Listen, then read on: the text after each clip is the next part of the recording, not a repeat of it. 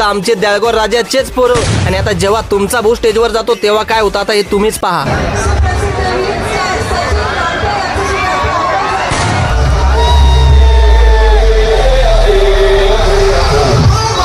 100 superhit item songs येतील, पण जेव्हा आपल्या मराठी संस्कृतीची लावणी चालू होते ना तेव्हाचा नजारा पाहण्यासारखाच असतो.